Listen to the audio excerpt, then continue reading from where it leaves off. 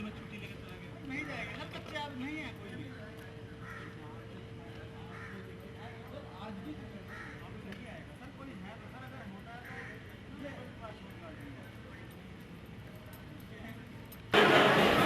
Final year students, where are you? Raise your hands. Final year. And the rest is third year, I suppose? Right? Which college is sitting here in this particular row? Take mine. Here? You're all right. Take mine itself. Let's take this change in the ABC, right? It is mandatory. We find anyone indisciplined, we secretly write down the name of those students, so that's one point. The second one is that whenever you have any query, so there's going to be a question answer round with the concerned person at the end of the session. So you would be provided somewhere around 10 minutes to ask your questions, and the answers would be there for that concerned person in authority.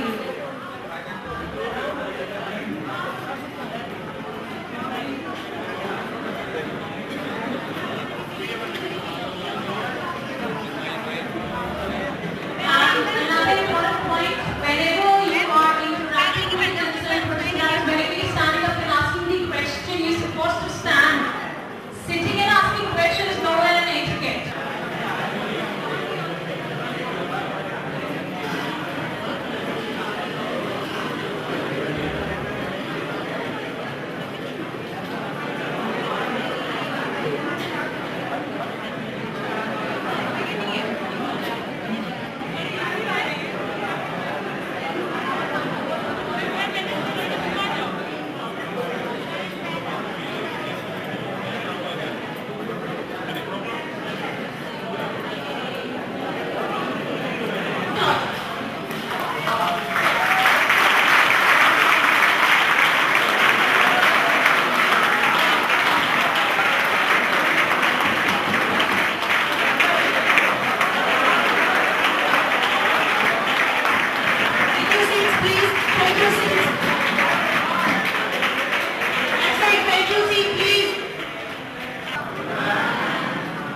So the much-awaited moment has come, and Mr. Pulkit from Google India is here.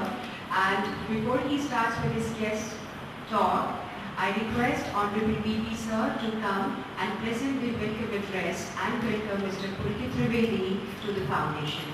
VP Sir, welcome.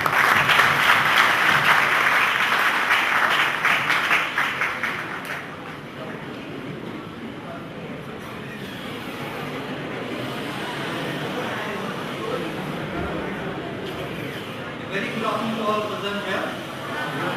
It is indeed a pleasant and memorable moment for all of us to have Mr. Pulkit Trivedi amongst us.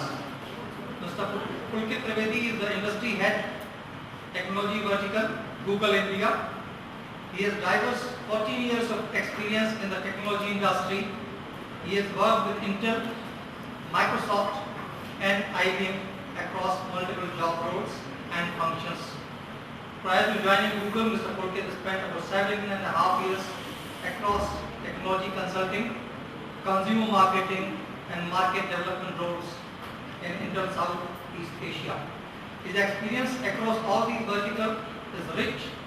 Mr. Pulkit is also a guest faculty at IIT Roorkee for the past 3 years. We are honored to have Mr. Pulkit amongst us. I am sure our students will benefit immensely from his talk. With a rich and diverse experience, the students will learn and pick up the subtle nuance about the corporate works and many other important factors that he has to work for.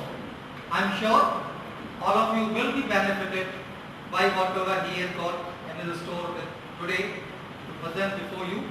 Take best use of this opportunity and ask as many questions after the talk is over, so that all of you are benefited. Thank you very much. And once again, welcome Mr. Pulkit. Thank you very much. Good afternoon, everybody. I was given this very tough topic of coming and giving you a spiel on how to basically tackle interviews. And when I look back, the last interview I gave in my life, just about 2 years back, for a job in Google. And And I can tell you without fail that this is the company that rejects 99.8% of the interviewees. So out of 1,000 people who apply for a job, 2 get through. And they have a very different nuance of the interview process. You go through multiple rounds of interviews, which mean that each interviewer will basically interview for a specific skill set. And as you move along, the tone, the nature of the interview keeps changing. And after the interview gets over, all of the rounds get complete, there is a docket that comes to you wherein you have to write 4 or 5 things about yourself. And those 4 or 5 things about yourself are not theoretical. They don't ask you about, what is PV is equal to nRT or what was Einstein's law and so on. They ask you about simple things which are very difficult to answer. For example, what is your aspiration in life? And this becomes a very, very broad-ended, open-ended question. Very difficult to answer. I'm sure if I ask you here this afternoon, many of you will take several minutes to give me a precise answer, right? So essentially what I thought I'd do today is just tell you how the world is changing. And while the world is changing, how are you able to basically keep abreast of what's happening around you? And I can tell you, if you look at the India economy landscape or the job landscape, there is a very, very clear-cut difference. You look at the education sector, there are tier 1 institutes, and then there are the rest. You look at the companies in India, there are several companies in several industry sectors who are top of the notch, and then there are the rest. So what is important is how do you, as individuals, keep abreast of all the changes that are happening around you, because you are fighting, let's say how many of you are sitting in the room today, right? Maybe around 200 people. How do you make sure that you are one among that 200 who stands out, who has a USP in place to make sure when you are getting interviewed or reviewed for a job, and not only for a job, or any other thing that you aspire to be in your career or life, you are able to stand out and bring that differential quality very, very credibly evident to the person who's interacting with you. So without much ado, what I'd like to do today is, there is some theory and we'll give you some examples of how we move along. What I'd like to do is try and make this session very interactive. I mean, you'll feel absolutely free to ask questions beyond interviewing. So whatever comes to your mind about what's happening in the world of technology, how is technology changing, what's happening in the world of corporate India, or what's happening around the globe, so to say, which are the countries which are innovating, whatever comes to your mind, you feel free to answer those, ask those questions. And to my best of my capability, as much as I know, I'll try and answer those. So let's see. You know what? People say, if you've been going through the India landscape of the politics for the last, let's say, 6 months, a week in politics in India is a long time. See how things change, right? And I can tell you, while it says that year is a very long time in today's technology world, I would say a week in the world of technology is far too long. And I'll give you examples. I'm sure all of you know what eBay does, right? Imagine this company, which was $100 million company just about 5 years back. Look at what eBay is going to do in the next year.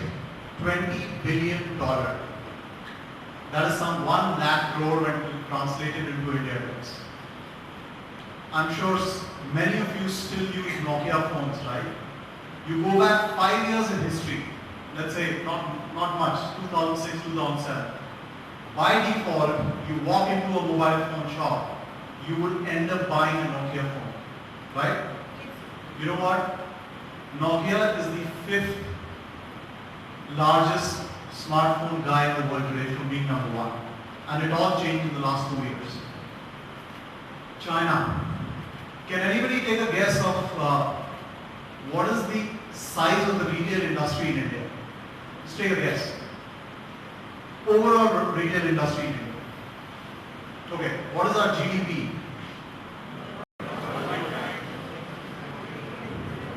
Can't hear. What? 4.1 what? No, what is the GDP value in terms of what is the size of the economy of India?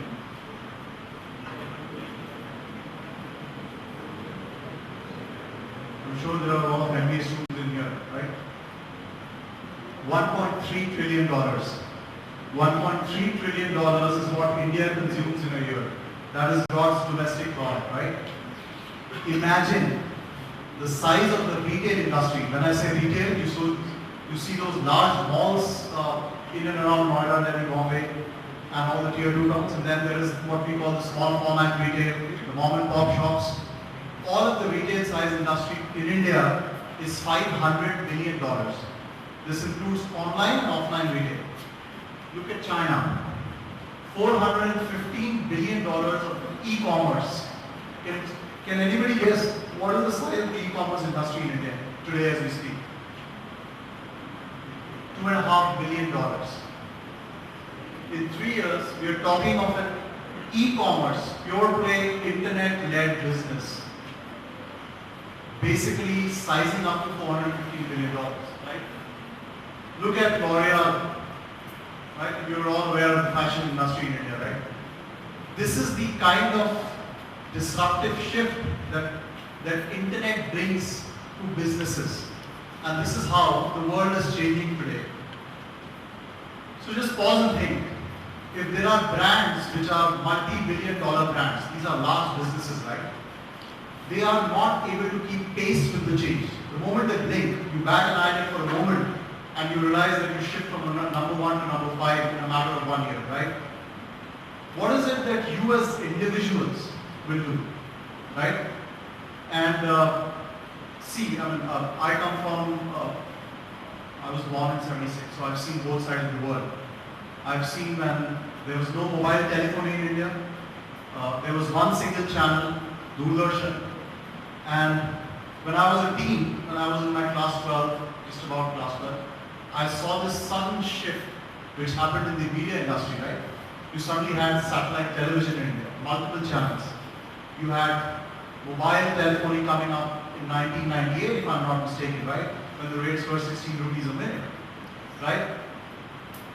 I saw those two drift. Most of you did not. So you don't realize, perhaps, what is the kind of transition all of us have gone through in the last 3 decades. And while we speak, while you haven't seen the pre-mobile era or the pre-satellite television era, what it has done is the pace of innovation or the pace of change is unimaginable today, right? And why I say this is today, if you interact with any of your relatives, small little kids, okay, 4 or 5 years, I'm sure your brothers, your sisters, your relatives have small kids. Look at that kid, how he behaves with a smartphone, or the way he behaves with a PC, or the way he behaves with a television remote, right? No fear. You give him seamless 5 minutes because of touch technology and all of that. Everybody is conducive to the overall environment as far as technology is concerned, a 5-year-old kid.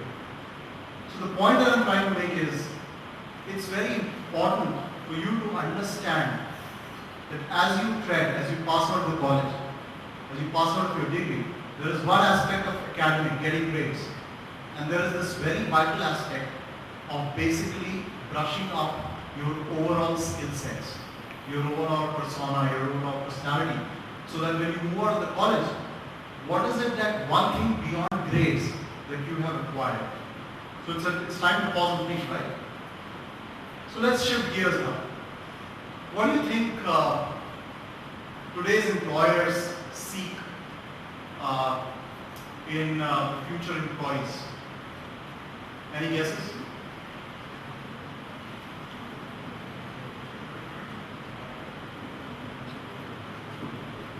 say you apply for a job tomorrow, what do you think company X comes to campus, what do you think they are looking for in freshers like you?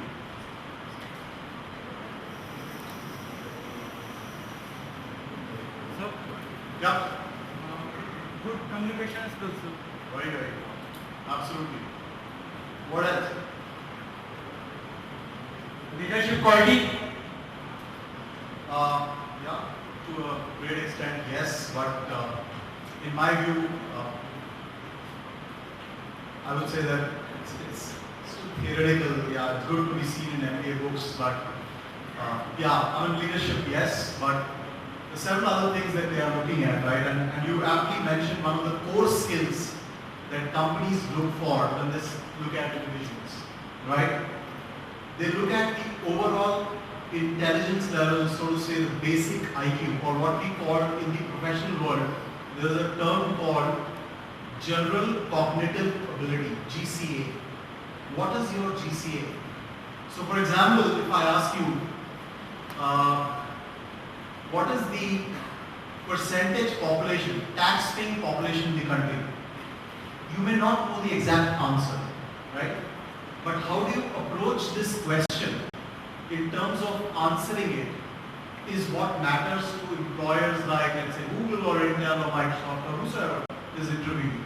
So it is not about the right or wrong answer, it is about how you approach the problem. Second, as you rightly mentioned,